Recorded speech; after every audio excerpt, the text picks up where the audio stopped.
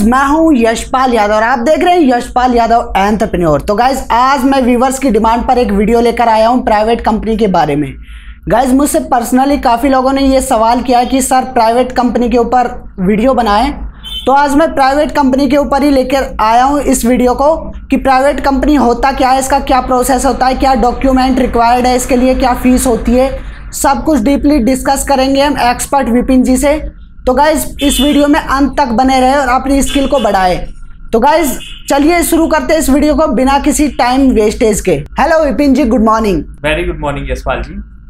आज हम आपसे डिस्कस करने वाले हैं सर कि प्राइवेट लिमिटेड कंपनी होती क्या है। इसके बारे में हमारे व्यूवर्स को आज पूरा सब कुछ डीपली बताइए, क्योंकि काफ़ी लोगों को कन्फ्यूज़न होता है कि प्राइवेट लिमिटेड कंपनी क्या होता है, लिमिटेड कंपनी क्या होता है, ओपीसी कंपनी क्या होता है, वन पर्सन कंपनी।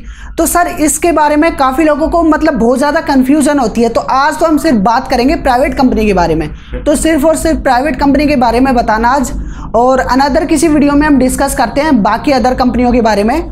तो आज हमारे व्यूवर्स को सर बताइए प्राइवेट कंपनी होती क्या है, सबसे पहले यही सवाल बताइए। बिल्कुल यशपाल जी, आज हम डिस्कस करेंगे रिगार्डिंग प्राइवेट लिमिटेड कंपनी कि ये होती क्या है, इसमें रिक्वायरमेंट क्या है, इसके बेनिफिट्स क्या है, इसकी प्रोसेस क्या है, costing, fees, professional fees, everything मैं इसमें डिटेल्स में आज आपको मैं बताऊंगा कि बेसिकली प्राइवेट लिमिटेड कंपनी के बारे में एवरीथिंग। ठीक है, तो जनरली आपका जैसे पहला क्वेश्चन आपने किया कि what is the private limited company, कि प्राइवेट लिमिटेड कंपनी है क्या। देखो मैं आपको बताना चाहूँगा, अपने व्यूवर्स को भी मैं बताना चाहूँगा कि जनरली प्राइवेट लिमिटेड कंपनी एक ओल्डेस्ट लीगल एंटिटी फॉर्मेट है इंडिया में, जो कंपनीज एक्ट से चल रहा है। जब भी कंपनीज एक्ट स्टार्ट हुआ था और अभी भी 1956 आया, उसके बाद 2013 आया, तो ये ओल्डेस्ट लीगल एंटिटी फॉर्मेट है इंडिया में जो चल रहा है। और जो कंपनी हमारी रजिस्टर्ड होती है वो होती है मिनिस्ट्री ऑफ कॉर्पोरेट अफेयर के अंडर रजिस्टर्ड होती है। बेसिकली जैसे कुछ पुरानी कंपनीज का मैं नाम लेना चाहूँगा, जैसे रिलायंस है, अमेजॉन है, ये सारी अकॉर्डिंग टू कंपनीज एक्ट ही रजिस्टर्ड हुई है। ठीक है, तो बेसिकली ये होता है अपना प्राइवेट लिमिटेड कंपनी। ठीक है यशपाल जी। ओके सर, प्राइवेट कंपनी के बारे में आपने काफ़ी अच्छा बताया है कि कंपनी एक्ट 2013 के अंदर रजिस्टर्ड होता है ये। तो सर हमें ये बताइए कि इसके लिए मिनिमम रिक्वायरमेंट क्या है, इसको कौन स्टार्ट कर सकता है। बिल्कुल यशपाल जी, मैं आपको इसमें बताता हूँ कि इसका मिनिमम रिक्वायरमेंट क्राइटेरिया क्या होता है, मिनिमम नंबर ऑफ मेंबर्स कितने होते हैं। अगर आप प्राइवेट कंपनी अगर आप एक सेटअप करना चाहते हैं तो मैं इसके बारे में आपको जनरली बताता हूँ। देखिए बेसिकली जो रिक्वायरमेंट होता है प्राइवेट लिमिटेड कंपनी सेटअप करने के लिए मिनिमम आपको 2 लोगों की ज़रूरत होती है। ठीक है, अब बहुत जगह क्या होता है ना कि बहुत सारे लोग, एक प्रॉब्लम है या फिर मिथ्स है, उनको ये लगता है कि बोलते हैं कि हम अपने फैमिली मेंबर्स को नहीं ले सकते प्राइवेट लिमिटेड कंपनी बनाते टाइम। तो ऐसा कुछ नहीं है। अगर आपके पास कोई दूसरा पार्टनर नहीं मिल रहा है तो अपने आप फैमिली मेंबर्स को भी आप उसमें इंक्लूड कर सकते हो। नंबर 1 तो मैं ये बता देता हूँ। तो बेसिकली इसमें मैं बता देता हूँ 2 लोगों की आपको ज़रूरत होती है, और इंक्लूडिंग आप अपने फैमिली मेंबर्स को भी इसमें आप कर सकते हो इंक्लूडिंग। ठीक है, साथ में मैं एक इससे हटके एक चीज़ और आपको बताना चाहूँगा कि जब भी हम जैसे प्राइवेट लिमिटेड कंपनी सेटअप करते हैं, ठीक है, तो इसमें क्या होता है कि बहुत सारे लोगों की क्वेरी रहती है कि सर मैं तो फॉरेन में काम कर रहा हूँ, लेकिन ये मेरी एंटिटी फॉरेन में काम करेगी या नहीं करेगी, ये रनिंग रहेगी या नहीं रहेगी। तो इस तरह मैं बताना चाहूँगा कि फॉरेन में भी अगर आप इंडिया में इनकॉर्पोरेट कराते हो तो कंपनी बिल्कुल आप उससे फॉरेन में भी वर्क कर सकते हो। ऐसा नहीं है, अगर आप फॉरेन में भी अपनी अलग से कुछ एंटिटी इनकॉर्पोरेट कराते हो तो वो भी वेल एंड गुड, लेकिन इसके थ्रू भी आप फॉरेन में एक्सपोर्ट इम्पोर्ट जो भी करना हो आप कर सकते हो सर।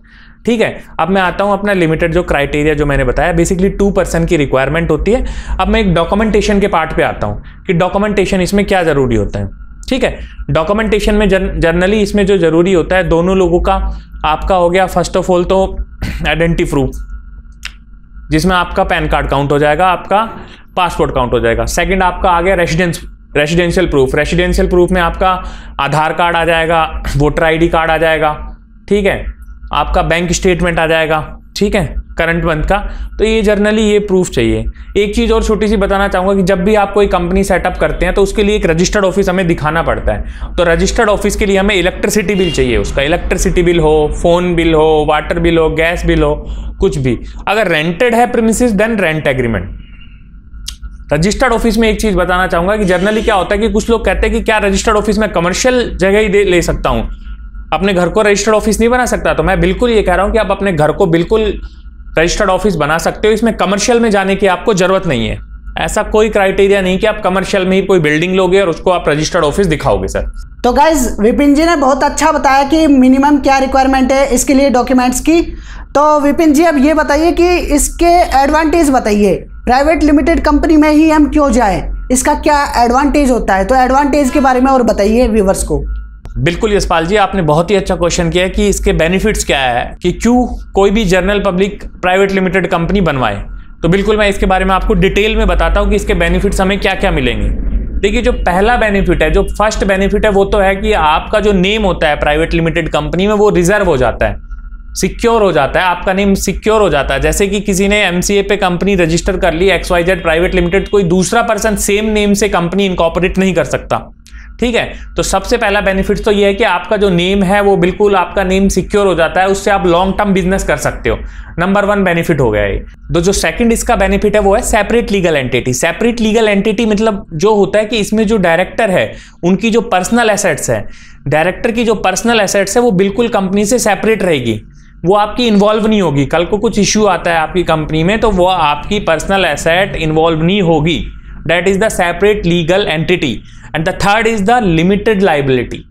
ये जो कॉन्सेप्ट है लिमिटेड लाइबिलिटी, इसमें क्या होती है, इसमें जो भी डायरेक्टर होता है उसकी एक लाइबिलिटी पर्टिकुलर शेयर तक लिमिटेड रहती है, उसकी पर्सनल एसेट कभी भी इन्वॉल्व नहीं होती। जैसे मैं एक एग्जांपल के साथ इसको आपको समझाना चाहूंगा।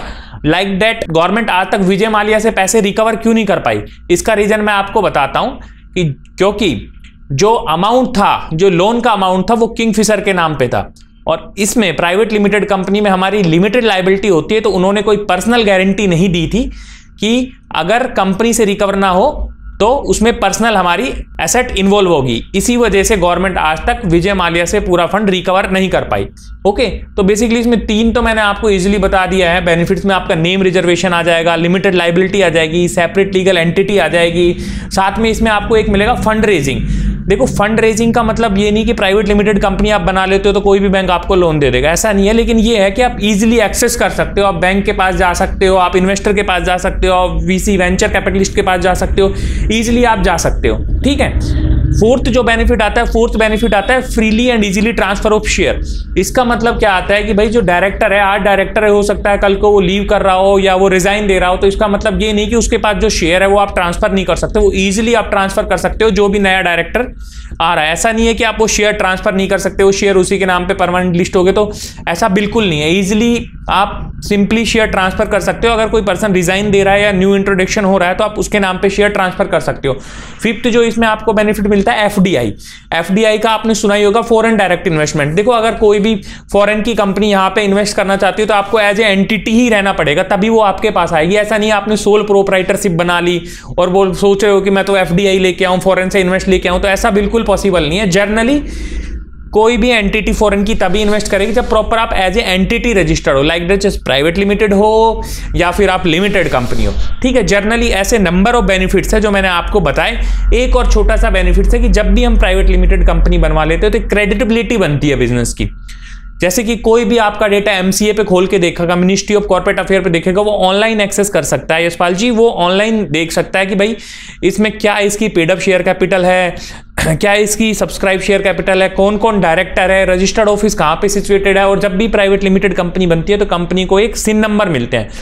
ठीक है, तो इजीली उस सिन नंबर से आप वो पूछ ले पूरा डेटा, इजीली उस सिन नंबर से वो आपको एमसीए पे ट्रैक कर सकता है, देख सकता है कि कब तक के फाइनेंशियल फाइल है। तो इसमें क्या है ना, क्रेडिटेबिलिटी बनती है आपके बिजनेस की। आपके बिजनेस के लिए ही फायदा है सबसे ज्यादा कि इजीली असेसेबल है, वो ट्रांसपेरेंसी है। तो बेसिकली ये नंबर ऑफ बेनिफिट्स है आपके प्राइवेट लिमिटेड कंपनी में सर। तो बेसिकली गाइस, सर ने प्राइवेट लिमिटेड कंपनी के बेनिफिट्स बताए, जिसमें कि आपकी लायबिलिटी जो होती है वो लिमिटेड बाय शेयर्स होती है। इसमें आपकी पर्सनल असेट्स जो होती है उसको कोई भी हार्म नहीं कर सकता।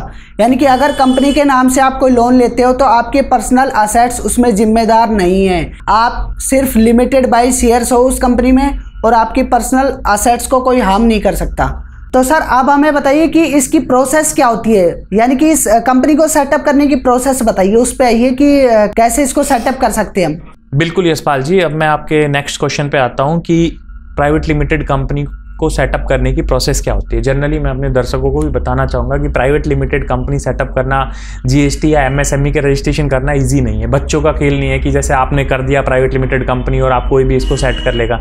देखिए बेसिकली इसमें आपको एक प्रोफेशनल्स की हेल्प तो लेनी पड़ेगी। उसमें नंबर ऑफ रीज़न है।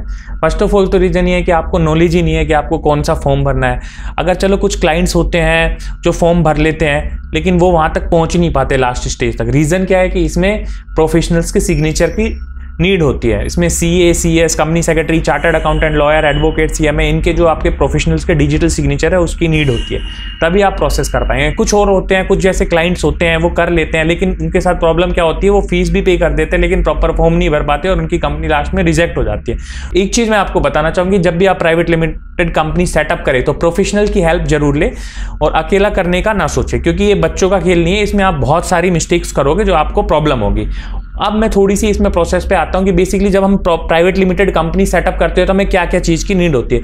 फर्स्ट ऑफ ऑल तो देखो सर, ऐसा होता है यशपाल जी कि उसमें हम डिजिटल सिग्नेचर चाहिए, हम होते हैं क्लास 3 डिजिटल सिग्नेचर बनते हैं। जो भी हमारे डायरेक्टर होते हैं उनके क्लास 3 डिजिटल सिग्नेचर बनते हैं। उसके बाद हम कंपनी का एओए बनाते हैं। AOA means article of association.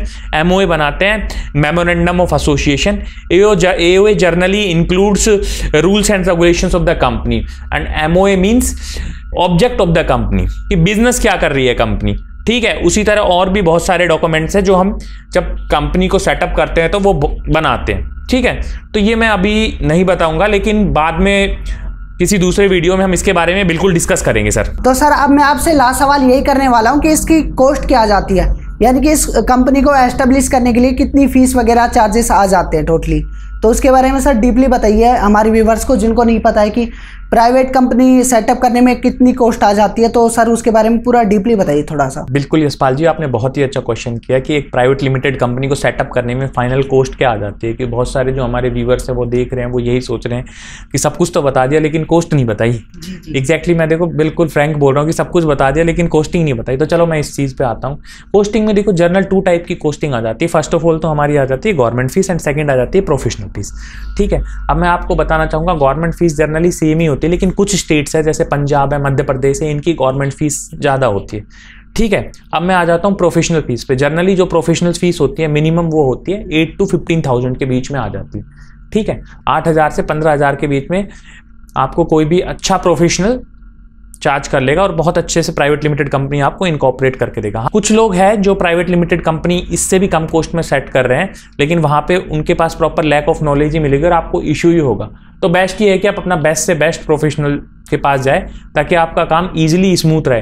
देखो बेसिक चीज़ क्या है कि कंपनी बनवाना वन टाइम वर्क है। कंपनी बन गई, कंपनी बनवाने के बाद उसमें जो कंप्लाइंसेज होते हैं उसके बारे में जो बंदा बताता है बाद में, जो प्रोफेशनल है, एग्जैक्टली वही मेन प्रोफेशनल है कि भाई अब क्या करना है आपको, अब क्या करना है, अब क्या करना है। कुछ पर्सन होते हैं जिस मार्केट में 2,000 में, 5,000 में, 7,000 में, 3,000 में बना देते हैं। बस उनका एक ही फोकस रहता है किसी तरह भाई कोई भी क्लाइंट आए हम बना दे।